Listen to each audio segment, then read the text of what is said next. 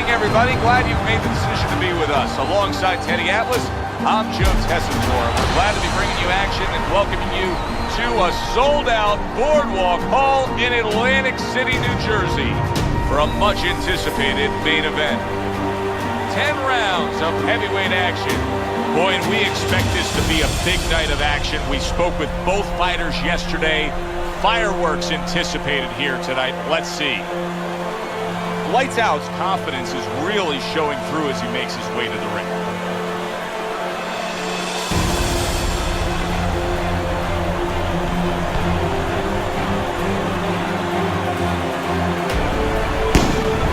Boom Boom's making his way to the ring right now, and you can just see in his eyes what his intentions are tonight.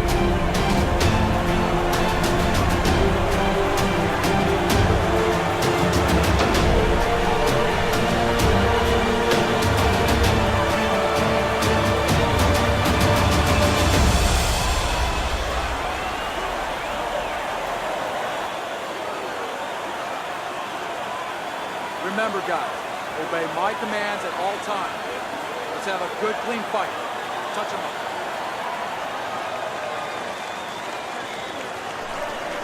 up. And welcome, Fight Night Champion fans. Welcome to a dream matchup. It's Big Frank Bruno. No, what I mean, hurry. Excuse my incredibly bad impression of Big Frank Bruno. But it's Big Frank versus the current heavyweight champion of the world, Anthony Joshua. Or it's Big Frank, aka Glockstreet, versus Anthony Joshua, aka Mr. Dopey. Mr. Doped Up. So, yeah, when I'm using a fight I've created, say like Big Frank, I like to fight the way he would. So I'm sitting behind a stiff jab. I've got very strong body punches, and I will throw the big right over the top a lot. Mr. Doped Up is using Anthony Joshua, but he's using the southpaw Anthony Joshua. A lot of people, as I said or stated in previous videos, they do enjoy using the southpaw stance because it gives you a slight advantage. To me, it's a little bit like cheating, but everyone to their own. I do use the southpaw stance when I use a southpaw natural fighter. See, when I use Jerry Cooney, I'll use southpaw. When I use Joe Calzaghe, I'll use southpaw. But any other fighter, I will stick with his natural stance. So anyway, here we go. So Big Frank, he's sitting behind a nice block. He's a bit stiff with his movement, but he's very, very strong. And it looks like, I'm sort of guessing that Anthony Joshua is more based on speed than power. But Joshua does have the advantage in this fight because he's fighting at 91, Mr. Doped Up, and I'm fighting with Frank Bruno at 86. So he's got a 5-point overall advantage, and I think he might have just lost that first round. Here we go, round 2 is underway. Lovely right hand to start with. He just stood there. That's because he was waiting for the step back straight, and he must have pressed the wrong button because he did a step back jab, which is a new one for me. A step back jab. But yeah, I'm trying to bang his body. I'm trying to force the fight now because I am a very powerful fighter. Frank, he's a bit slow, he's a bit stiff, but he hits hard. He hits like a brick. And he's got that little jab that keeps his opponent off. Joshua, should I say, is trying to use his speed and power at the same time. I'm just trying to keep him away. A little stiff jab out, flick it out, try and land that big overhand right. Little jab to the body. He takes a shot and then commits to giving one right back. He hit the right button that time. Lovely little step back, left straight by Anthony Joshua. Lights Out so dangerous with that accuracy, a 2-punch combination landing. This little chicken wing over the top there by Big Frank.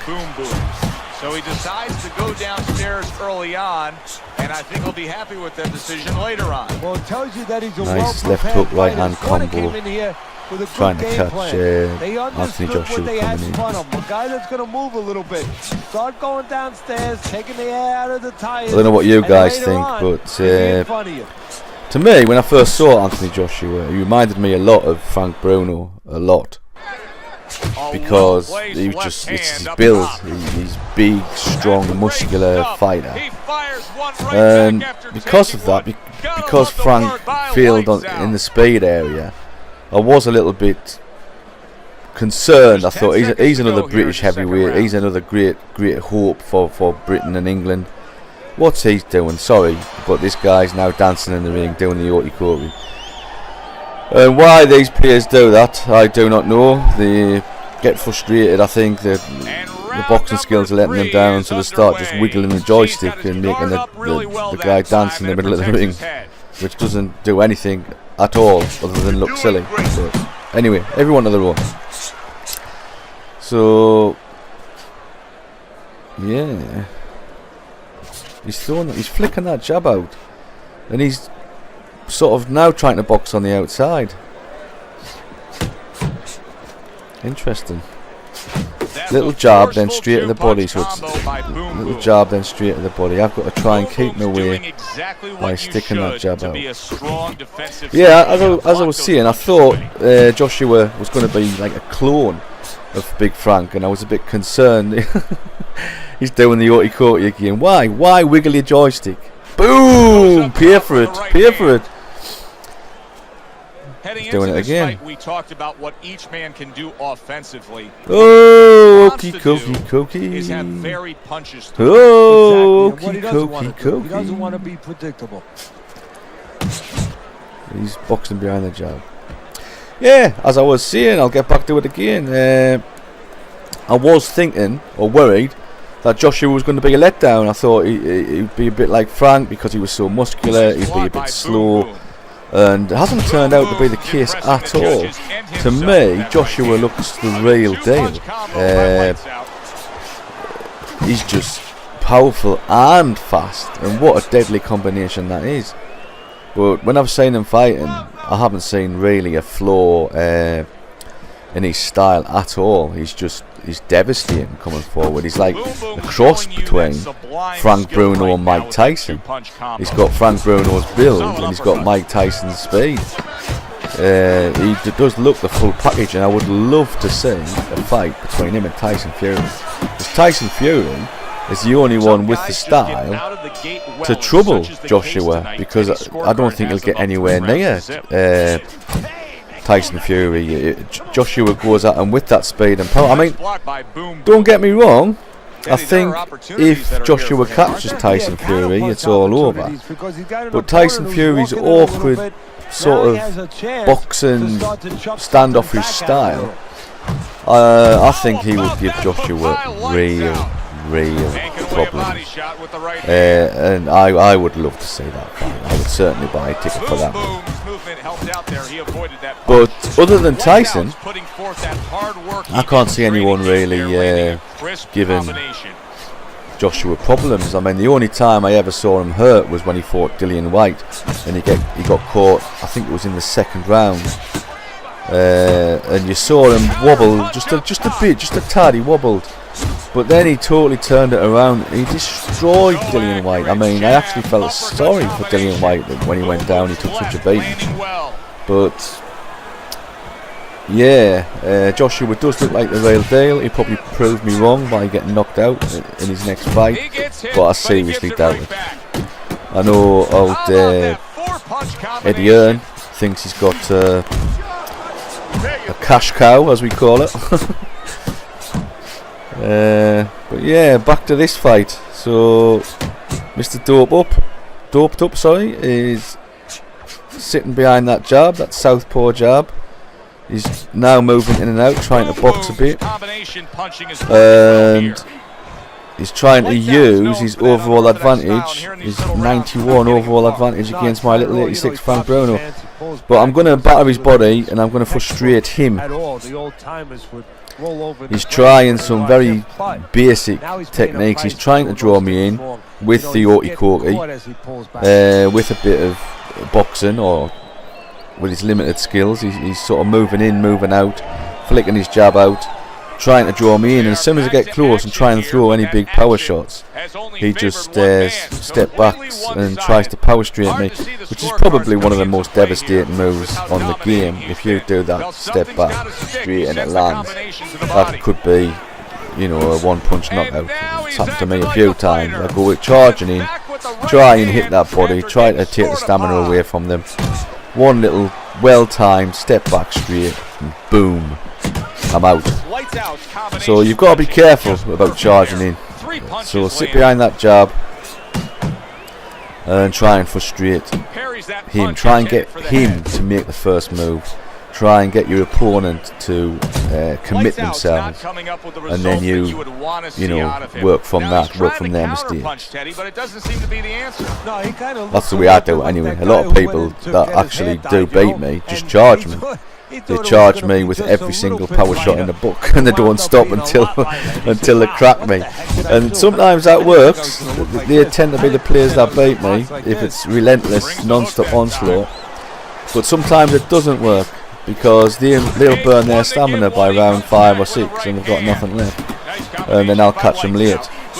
But if I don't survive those first 5 or 6 rounds, which sometimes happens, then obviously that charging style works. But if I manage to survive the first 5 or 6 rounds, I will beat someone who's just charging me.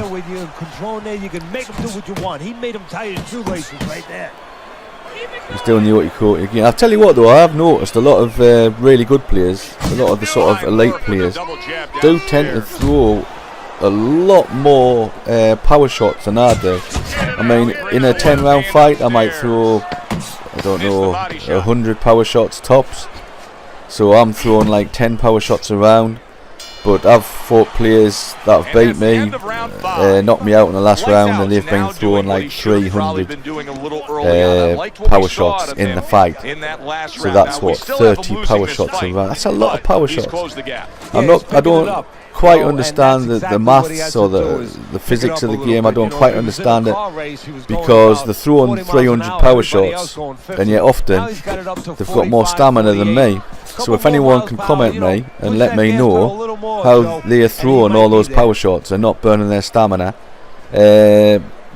yeah, by all means, leave a comment and let me know what the secret is, because I haven't sussed it out yet. You know, I throw 100 power shots, and my boxer gets tired.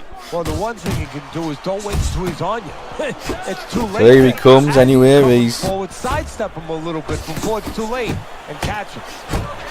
Taking a beating against the ropes. I'm now trying to force the fight again, and he's going. Oh, Big Frank's put down Anthony. Don't it just make you sick when that happens? He's just quit, hasn't he? Why? I said in the last video, I'm going to say it in this video. Why do you bother playing if you're going to quit as soon as you get cracked? Alright, Mr. Doped Up, you should be ashamed of yourself. Why? And what we're going to do is we're going to go and have a little look at, yes, offline for 1 minute. Mr. Doped Up has switched his Xbox off in a huff. How sad is that? Alright, Fight Night fans, thanks for tuning in, and I will see you next time. Yeah, shame about the ending, but it was a pretty good fight up until that point. Don't forget, leave a comment, subscribe, and maybe, yeah, don't quit when you're fighting. Even if you lose it, don't quit. Not like Mr. Doped Up. Alright, cheers again. Thanks for tuning in, and I'll see you next time for your next dose of Fight Night Champion. Bye for now.